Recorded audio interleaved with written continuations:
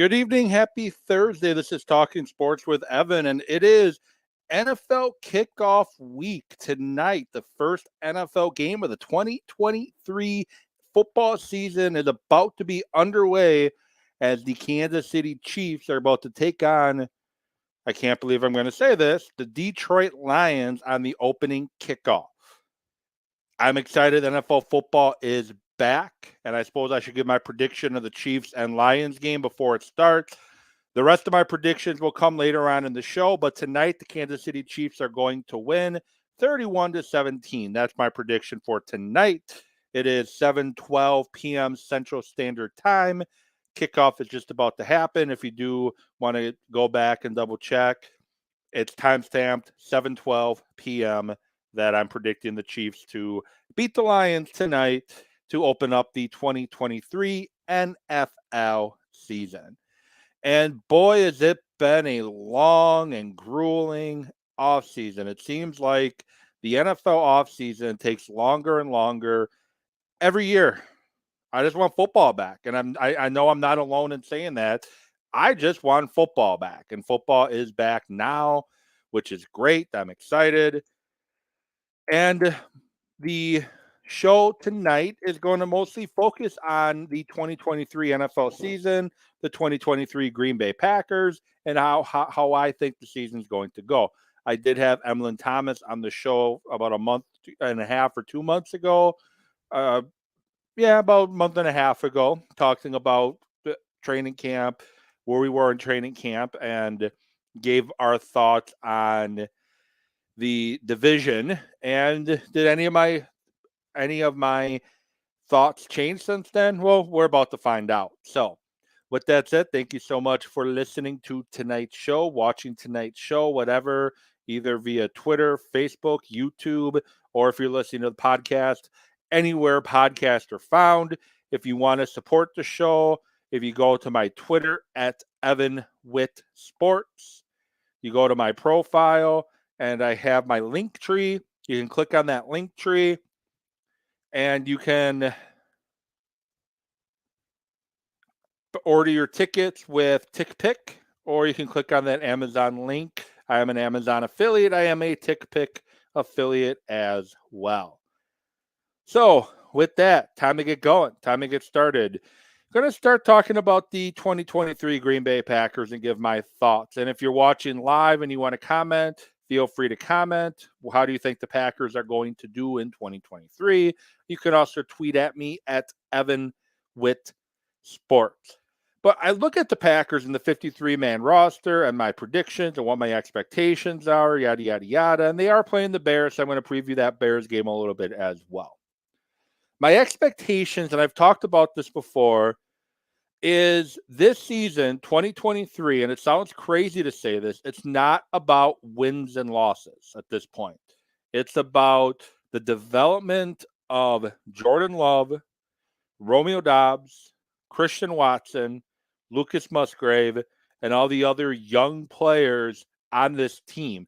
That's what this season's about. This season's about getting the young guys experience right now so that in 2024 or 2025, they can truly go after the Lombardi Trophy. And if the Packers exceed those expectations, great. I would be extremely happy. But that's kind of where my thought process is on this team. And how do I think this team's going to do? I love the offensive line that the Packers have put together. Bakhtiari, Elton Jenkins, the left side of the line, anchored by two great football players. And Siri's trying to chime in because Siri's annoying. But anyway, two great players controlling the left side of the Packers' offensive line in Bakhtiari and Elton Jenkins. Josh Myers as a center has been a little inconsistent overall, but this is his year. This is his year to show that that's his position. He had a rookie year that was cut short with injuries. Last year, up and down, inconsistency was his biggest problem. This is his year. This is year 3. This is Josh Myers' season to take that jump, to show that he deserves a start on the Green Bay Packers offensive line. And if he doesn't, the Packers, believe it or not, do have options. John Runyon's worked at center. Zach Tom can play center. Elton Jenkins can play center. They have options if they truly need options at center. And you can always go find one off the practice squad or on the street somewhere. Right guard, John Runyon, extremely underappreciated, but all he does is his job. He does his job very well, doesn't do it very flashy. But overall, he does his job extremely well, in my opinion. Then you look at the right tackle spot. Right now, it's going to be Zach Tom. Zach Tom showed flashes last year that he belongs in the NFL starting lineup as an offensive lineman. He played well at left tackle, right tackle. Anywhere they put him last year, he did extraordinarily well, and he's shown that he is the right guy for that job. And then the depth that they have with Yash Nijman, Walker, who kind of overtook Nijman in camp this year. Sean Ryan has seemed to have taken a step in that right direction. I think the depth at that offensive line is really good as well. Defensive line, I'm extremely excited to see the Packers defensive line in action. Years past, the Packers defensive line has very easily been my biggest disappointment almost year in, year out. The defense of the the defensive line seems to wait for contact, wait for you to initiate, and they didn't play aggressive.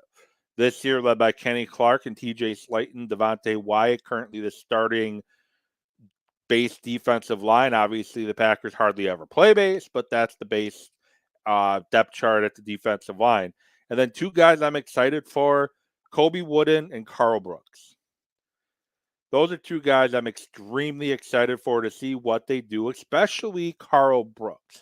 Carl Brooks didn't get a lot of love or publicity when the Packers drafted him because he was a sixth-round pick out of Bowling Green, but he's 6'3", 296, and he looks the part. He looks to be able to play nose. He looks to be able to play defensive end. Hell, he could even probably play edge position too if they really needed him to. And I know he's a rookie, but I like that potential. And then Kobe Wooden, 6'4", 273 out of Auburn. He can play defensive end. He can play outside. He can play rush linebacker. A good position there for the Packers to be in too. Rashawn Gary is going to be on a snap count, but it's great to have him back. And Preston Smith with the backups who they have there, and Lucas Van Ness and Justin Hollins and Kingsley Ngabare and Bretton Cox Jr. I'm excited for the front seven that the Packers are about to put onto the field. And we'll see how it plays, because you still do have Joe Barry as your defensive coordinator. I get that. I understand that. Joe Barry is Joe Barry. He's never coordinated a very good defense. Most of his defenses has been bad to mediocre to bad. I don't even think he's ever coordinated an average defense.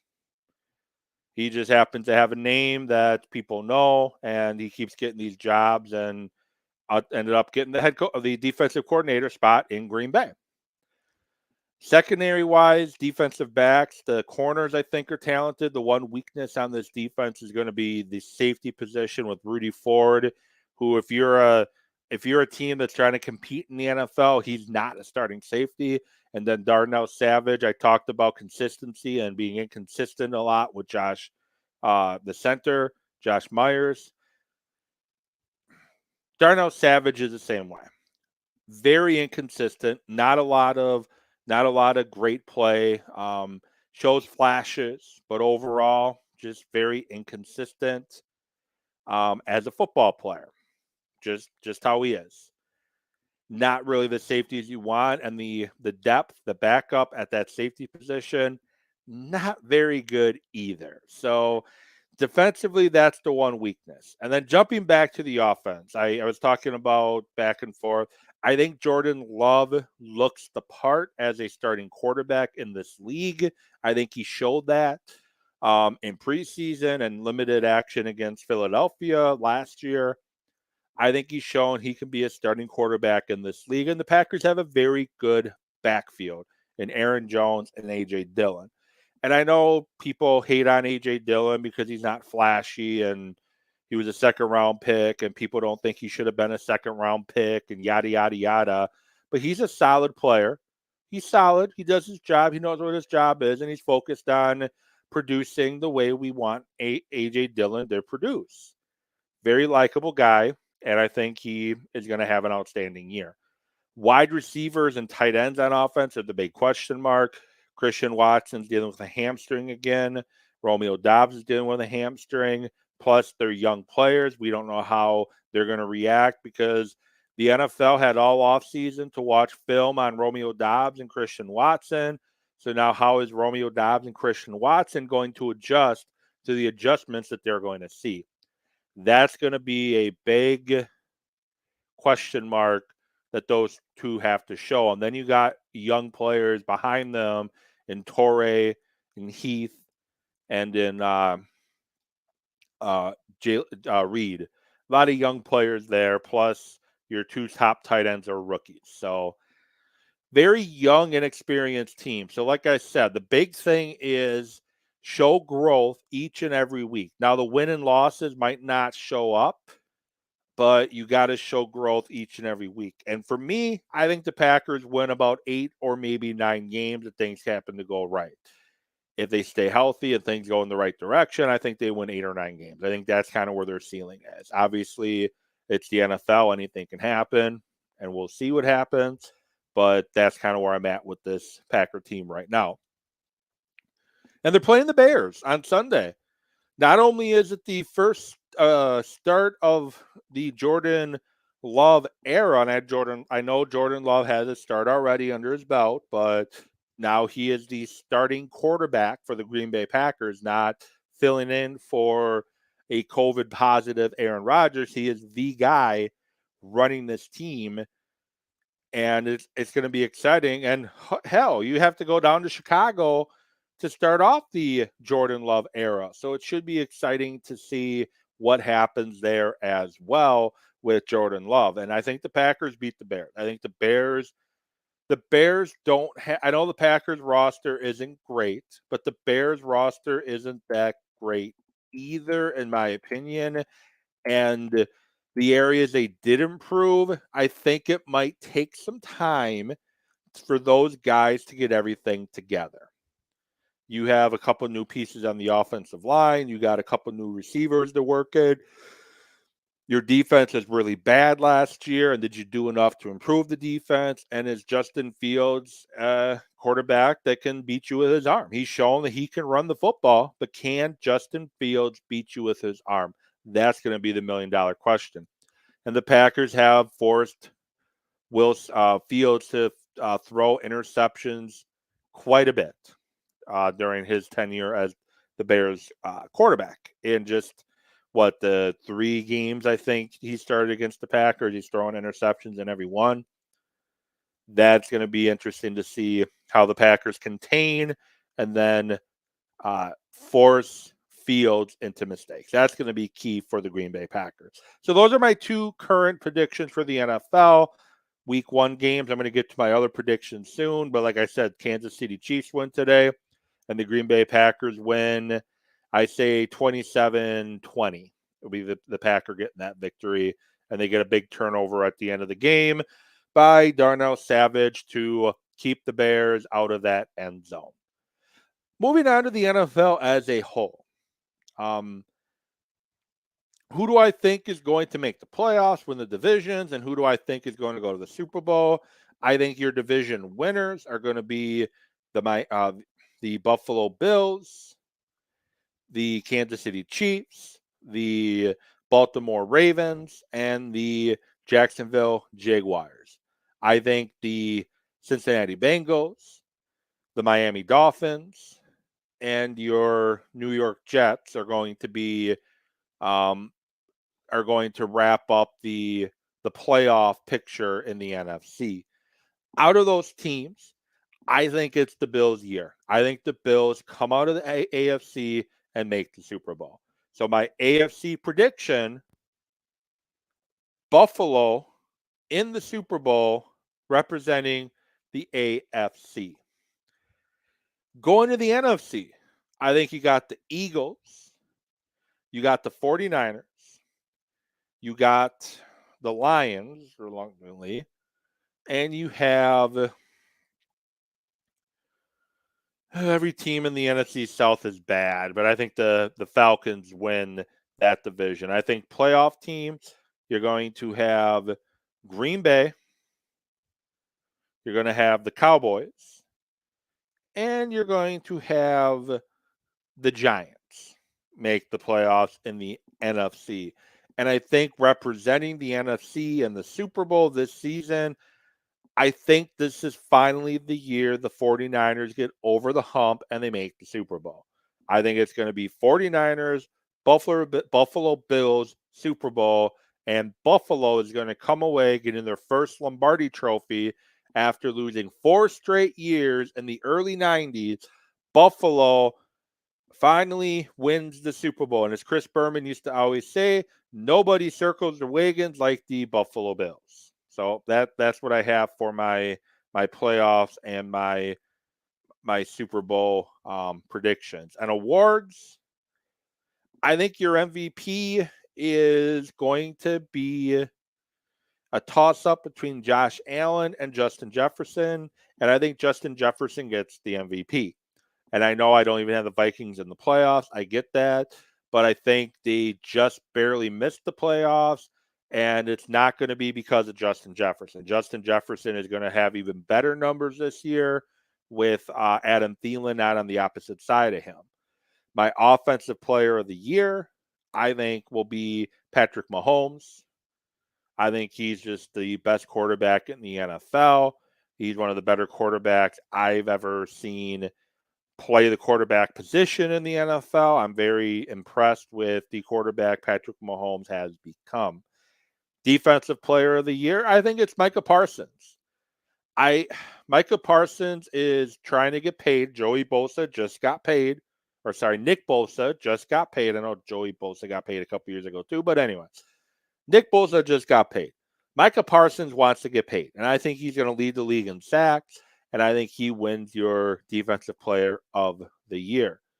My offensive rookie of the year, this one is it's a little difficult to decide. There's so many great options. The offensive rookie of the year, and I don't know. I'm thinking away some options, and I think Bijan Robinson. I think Bijan Robinson is going to lead the Falcons to the playoffs, and I think because Bijan Robinson is going to lead the Falcons to the playoffs, I think Bijan Robinson gets your offensive rookie of the year, and my defensive rookie of the year, which I kept saying over and over again, I think it's going to go to Will Anderson Jr. I think Will Anderson Jr. gets defensive rookie of the year. And my coach of the year is going to be, because if the Lions win the playoffs, it's the division. I think your coach of the year goes to Dan Campbell. And some breaking news that just hit just now. Joe Burrow wanted some attention while the Kansas City Chiefs are playing opening night in the NFL. Of course, he wants some attention. He signed a 5-year, $275 million extension with $219 million guaranteed, according to the one, the only Adam Scheffler. So there's that.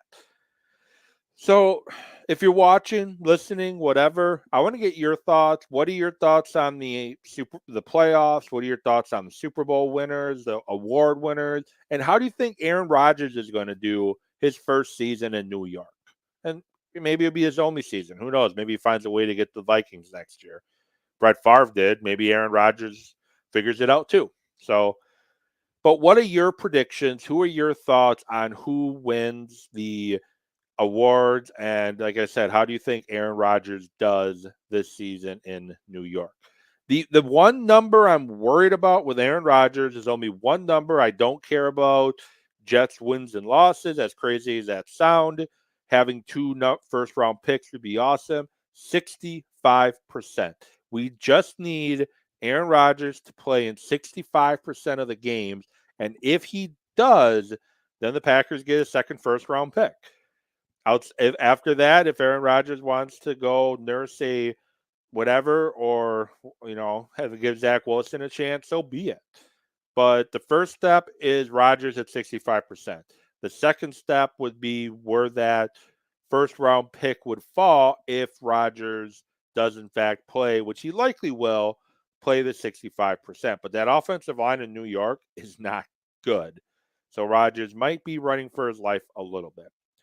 Jumping to college football and the Wisconsin Badgers and their game on Saturday against Buffalo, the Badgers won 38-17, and there were a lot to bang your head against the wall over and over again.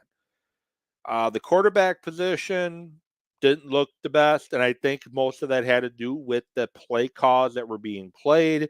I think the Badgers were playing a feeling out process with their offense to kind of truly see what they had offensively and what version of the Badger raid or air raid or whatever raid you want to call it, to see what version they wanted to run. Because look, if you read anything about the Badgers offensive coordinator and Phil Lungo, you're going to know that Phil Lungo, he orchestrates his offense based off what the team does well.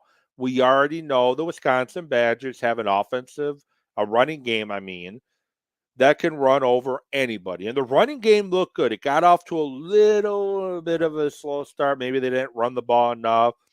But Malusi and Braylon Allen just ran the you-know-what out of the football, and the Badgers ran for 314 yards, averaging 7.1 yards per play.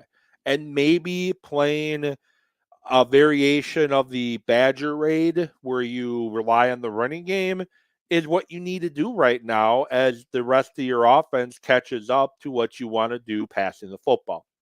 The Badgers offensively struggled to pick up blitzes. When Buffalo did send the pressure, Badgers struggled to stop it, and they got sacks or had to throw the ball away or take off running and then dive about a yard and a half to 2 yards short of the sticks. But I think offensively, the Badgers are going to be fine. I think they're going to find their footing throwing the football eventually. We just have to be patient. This is a brand new offense. Got to be patient. And defensively, that's where I'm worried about the Badgers. They struggle to tackle.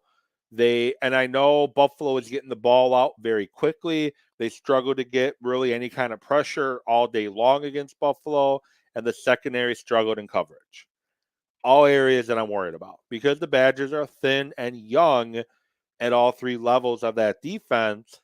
They got guys that need to have guys step up and take control of the defense and play Badger defense and play the defense the way the Badgers are known to play the defense. And I know we have a new defensive coordinator in Tressel, and he runs a more of a 3-3 than a 3-4. 3 down linemen, 3 linebackers, as opposed to 3 down linemen, 4 linebackers.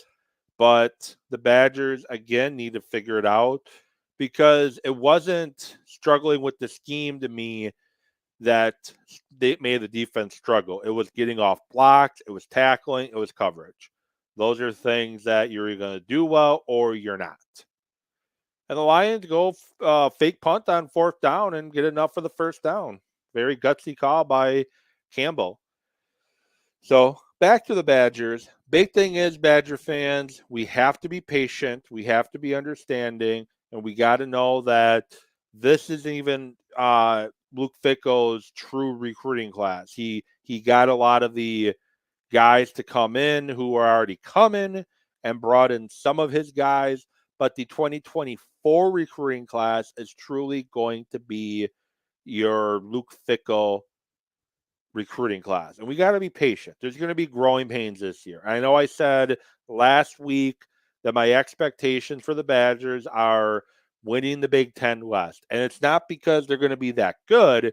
It's because they just don't play a lot of very good teams out west. And I think the Badgers are going to be good enough to win the West and play in the Big Ten championship game against either Ohio State or Michigan. Against Washington State, it's going to be a test. And the Badgers are traveling to Washington State, I believe. And last year, Washington State, traveling to Washington State, 6:30 Central Time kickoff. And they beat the Badgers last year in Madison, shocked the Badgers, not really because they weren't very good last year. But, anyways, they beat the Badgers in their house and kind of led the dominoes to start falling, which led to Paul Chryst being let go eventually. But as I said, with the Badgers, we just got to be patient. It's going to take time. I know I was frustrated on Saturday as well, and I'm tweeting things too. But my biggest concern is the tackling. They struggled to tackle. They struggled to get people down to the ground, and the coverage kept messing up. Easy way to help with the coverage struggling is get pressure on the quarterback and force the quarterback into mistakes. The Badgers didn't get pressure on the quarterback, a quarterback that make mistakes, and Buffalo is able to score 17 points against the Badgers and seem to move the football pretty well. And then the last thing I want to talk about is the baseball world. Thankfully, the Diamondbacks in the bottom of the fourth inning is currently up 3-0 over the Chicago Cubs. But the Brewers' offense is starting to worry me again. They went through a stretch where they won 9 in a row, where they kept tapping on and capping on and putting on runs to tap onto the lead. Now they're back to not getting base hits with runners in scoring position. It's something that we've seen repeatedly over and over and over again. It's popping its ugly head again. Brewers need to start getting more consistent with runners in scoring position again. They should have swept the Pirates. They had opportunities to bust the game open in game 1 of the series. They had opportunities to bust the game open in game 3 of the series. They didn't. And the Brewers lost 2 out of 3 against Pittsburgh. Now you got the Yankees out in New York. The Yankees are struggling right now, too. It's time to kick the Yankees while they're down and try to build back upon that lead. Hopefully, the Diamondbacks are able to hold off the Cubs tonight, and we get to go to New York with a 2-game lead in that division. But we shall see, because the Cubs have been able to score runs lately in games and make things difficult. So hopefully the Brewers have a two-game lead back tomorrow when we wake up. But with that said, thank you so much for tuning in to Talking Sports with Evan. The bottom ticker you see, that is the guy who designed my logo. You see in the top corner of the screen on the opposite side of the live. And then this shirt that I'm wearing as well, this is a shirt from him as well. Great Packer merchandise. I have a brand new line of merchandise out this year representing some of your favorite Packer content creators too, like Matt Rampage, Jen Mack, and just a lot of new Jordan Love and other Green Bay gear. So check it out. The website going across the bottom right now. Check out that site. Find them on Twitter. You will not regret it. With that said, again, thank you for tuning in. This has been Talking Sports with Evan.